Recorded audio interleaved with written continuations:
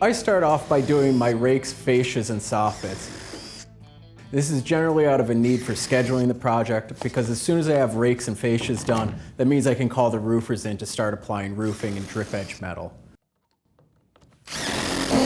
So up to right now, we've worked through and I've installed my soffit material.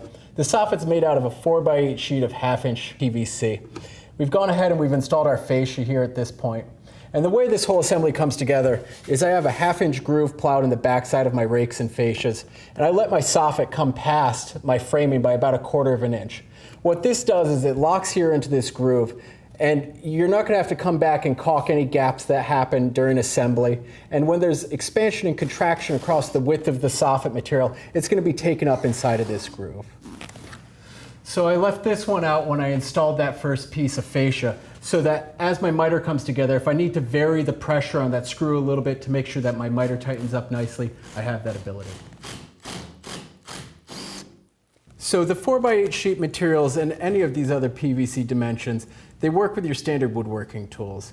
For the sheet stock material, I like to break it down using a track saw to get myself into a more manageable size.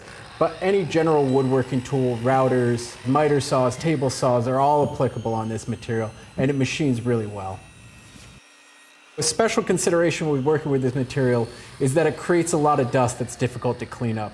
Whenever possible, I like to have my tools set up with vacuums attached to them. Another trick is to use an anti-static laundry spray on your tools and on yourself, on your tool bags, and that just helps to keep things from sticking throughout the day. But you're going to have to be mindful of the dust that you're creating because it is difficult to clean up. So the rabbets along the back sides of my rakes and fascias, I cut with a simple 1/2-inch router bit using an edge guide on the router to just reference off that edge and create the groove.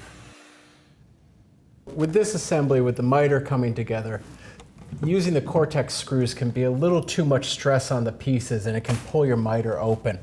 So what I like to do is I like to glue everything, come together and use some 18-gauge stainless or hot dip galvanized brads to get the joint together and get the piece fit. I'll give it a little while to set up, and then I'll come back with the Cortex screws and do the final fastening. So after I've gotten my rakes, fascias, and soffits done, that generally frees me up on the job to know that I can call the roofers and have them start their portion of it.